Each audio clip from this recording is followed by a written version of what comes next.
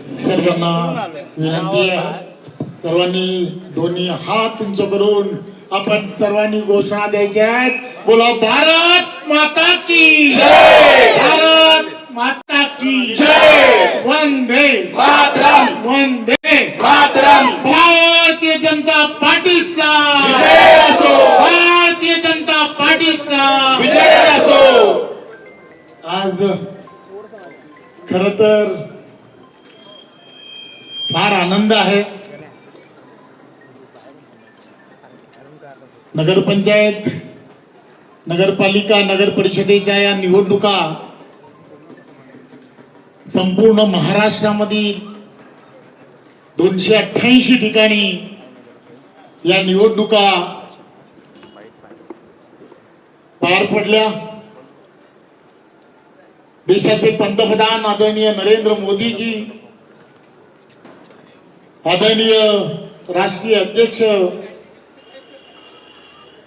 नड्डाजी, आदरणीय अमित शहाजी, सर्व राष्ट्रीय नेते, राष्ट्रीय सर्व पदाधिकारी, BL संतोषजी असतील, शिवप्रकाशजी असतील, अरुण सिंगजी असतील, विनोदजी असतील, ही सर्व मंडळी आणि त्याचबरोबर महाराष्ट्राचे आमचे सर्वांचे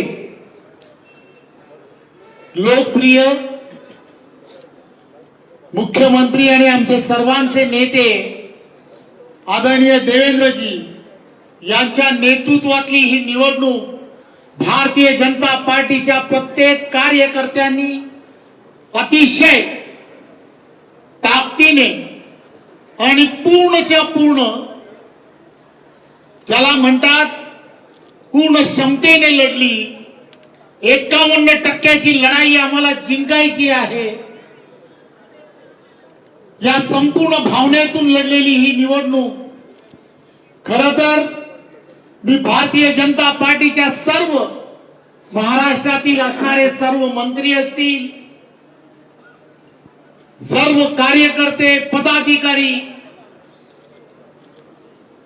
बूथवरचा सर्व कार्यकर्ता आणि पदाधिकारी यांनी ही बूथवरती लढलेली निवडणूक आहे. त्यामुळे या बूथवरच्या निवडणुकीमध्ये हा जो विजय भारतीय जनता पार्टीला, भारतीय जनता पार्टीच्या असणाऱ्या पक्षाला आम्हाला मिळाला, त्याचं श्रेय कार्यकर्त्यांना आणि जनतेला आहे. जनतेने दिलेला आदरणीय पंतप्रधान नरेंद्र मोदीजी, आदरणीय देवेंद्रजी 24 तासापैकी 18 तास पंतप्रधान नरेंद्र मोदीजी असतील, देवेंद्रजी असतील, महायुतीचे सर्व नेते असतील, हे सर्वजण वेळ देतात, जनतेसाठी वेळ देतात आणि त्यामुळेच हे यश जे आहे 288 पैकी जवळजवळ 225 पेक्षा जास्त ठिकाणी महायुतीचाच विजय झालाय हे आपण सर्वांनी लक्षात घ्या. भारतीय जनता पार्टीचा मला सांगायला आनंद होतो की यामध्ये अजूनही निकाल हे यायचे बाकी आहेत. 236 ठिकाणी भारतीय जनता पार्टी ते नगराध्यक्ष म्हणून उमेदवार हे त्या ठिकाणी लढले आणि त्यापैकी 134 ठिकाणी भारतीय जनता पार्टीचे नगराध्यक्षाचे उमेदवार विजयी झाले. काही ठिकाणी थोडक्या मताने उमेदवारांचा पराजय झाला, परंतु कडवी लढत भारतीय जनता पार्टीच्या त्या प्रत्येक कार्यकर्त्यांनी दिली. या संपूर्ण नगरपालिकेमध्ये जवळजवळ 3000पेक्षा जास्त नगरसेवक फक्त एकट्या भारतीय जनता पार्टीचे जिंकून आले. भारत माता की त्याचा अर्थ देवेंद्रजींच्या नेतृत्वात एक दूरदृष्टी असणारा नेता महाराष्ट्र प्रत्येक क्षेत्रामध्ये पुढे नेण्यासाठी अग्रेसर असणारा हा नेता रात्रीचा दिवस करतोय.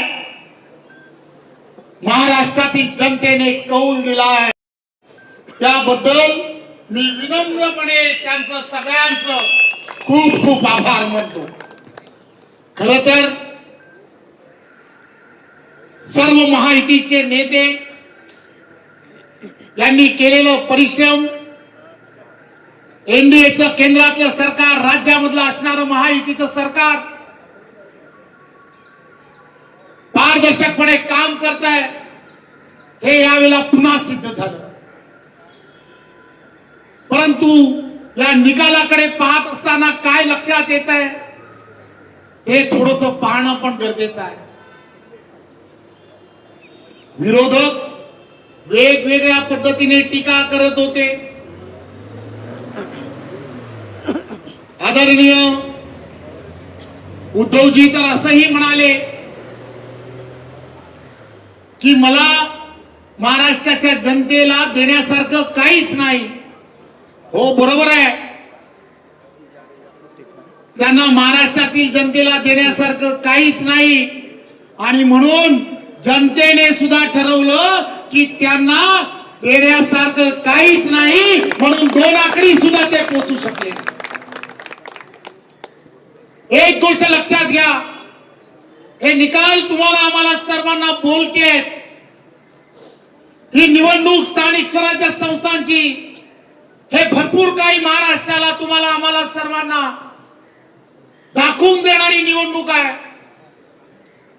केंद्र आणि राज्य एक विचाराचं सरकार असणं हे किती फायदेशीर असू शकतं, हे 1 वर्षाच्या कालावधीमध्ये आदरणीय देवेंद्रजींच्या नेतृत्वात महायुतीच्या सरकारने पुन्हा एकदा दाखवून दिलं. आणि म्हणून देवेंद्रजींनी पूर्ण महाराष्ट्र पिंजून काढलाय. किती सभा घेतल्या, ज्या ठिकाणी पोहोचू शकले त्या ठिकाणी प्रत्यक्षात सभा, काही ठिकाणी गाड्यांमधून जे प्रवास करत असताना ऑनलाईन बैठकांचं सत्र हे चालूच ठेवलं. रात्रीचा दिवस करत देवेंद्रजींनी ज्या पद्धतीने मेहनत केली, खर तर माझ्यासारखे, आमच्यासारखे सर्व कार्यकर्ते देवेंद्रजींच्या या संपूर्ण कामाला त्यांना सलाम आहे, 100% सलाम आहे. काय मेहनत, एक मुख्यमंत्री म्हणून आपण सर्वजण पाहता त्यांनी केलेली ही मेहनत आणि त्या मेहनतीचंच हे फळ आहे. असा कोणताच महाराष्ट्राचा कानाकोपरा नाही की त्या कानाकोपऱ्यांमध्ये असणारी अडचण काय आहे, त्या अडचणीवरती मात करण्यासाठी मला नक्की काय करावं लागेल. विजेची समस्या शेतकऱ्याला आहे, पाण्याची समस्या त्या ठिकाणी गावात आहे आणि मला त्यासाठी नक्की काय करायचं आहे, हे सर्व विरोधकांना सुद्धा त्याची कल्पना आहे. देवेंद्र शिवाय पर्याय नाही, देवेंद्र शिवाय पर्याय नाही. एकच नेतृत्व जे महाराष्ट्राला दूरदृष्टीपणे ट्रिलियन इकॉनॉमीच्या दिशेने घेऊन जाऊ शकतं आणि हे पुन्हा एकदा महाराष्ट्रातल्या जनतेने सिद्ध केलं आहे. नेरेटिव्हची लढाई फार दूर सोडून आली आहे महाराष्ट्रातली जनता. महाराष्ट्रातल्या जनतेने अतिशय स्पष्टपणे महायुतीला जो दिलेला कौल आहे, पुन्हा एकदा महाराष्ट्रातील जनतेचं खूप खूप अभिनंदन. रिझल्ट आल्यानंतर त्या रिझल्टचं विश्लेषण करण्यासाठी सुद्धा प्रत्येक चॅनल वरती जायचं माझं काम आहे. मी जाणार आहे, प्रत्येक चॅनलला सांगायसाठी जाणार आहे की हे विश्लेषण कसं आहे, जनतेने भारतीय जनता पार्टीला कौल का दिला. मराठवाड्यामध्ये मराठवाडा ग्रीड सुरू झालं, पाणी तिथे गावागावापर्यंत पोहोचलं आणि म्हणून मराठवाड्यातली जनता ही पाठीशी राहिली. विदर्भातला अनुशेष संपत आला म्हणून विदर्भातली जनता पाठीशी उभी राहिली आणि कोकण समृद्ध करण्याचा निर्णय देवेंद्रजींनी घेतलाय म्हणून जनता पाठीशी. उगाच हे होत नाही. सर्वच्या सर्व कारणासहित उत्तर देणं. थोडस अभ्यासू लोक आहोत ना भाजपात, त्यामुळे कारणासहित उत्तर दिली तर ती लोकांना पटतात. भूल थापांना आता जनता बळी पडणार नाही आणि मुंबई तर नाहीच नाही. त्यामुळे काही करा. ट्रेननी जाताना सुद्धा देवेंद्रजींनी पुन्हा ठरवलं एसी ट्रेन, थंडगार हवा त्याच पैशात. याचा अर्थ लक्षात घ्या. एक अपघात आणि त्या अपघातावरून हा द्रष्ट, ह्या दूरदृष्टी असणारा हा नेता कशा पद्धतीने विचार करतो याचा विचार मुंबई असेल, महाराष्ट्रातली जनता 100% करते. त्यामुळे ह्या सगळ्या गोष्टी येणाऱ्या काळामध्ये महाराष्ट्राला एक दिशा देणार आहेत.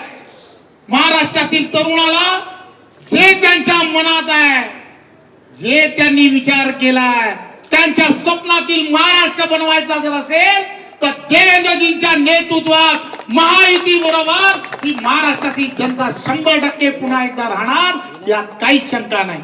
त्यामुळे पुन्हा एकदा की आम्ही हा जो विजय आहे या विजयाला आम्ही तुम्ही दिलेल्या विजयाचा सन्मान करत, तुम्ही दिलेल्या विजयाबद्दल आभार मानत, जी तुम्ही आमच्याकडून अपेक्षा केली आहे ती सर्व अपेक्षा देवेंद्रजींच्या नेतृत्वात आम्ही पूर्ण करण्यासाठी कटिबद्ध राहू एवढंच या प्रसंगी सांगतो आणि पुन्हा एकदा धन्यवाद. जय हिंद, जय महाराष्ट्र. धन्यवाद.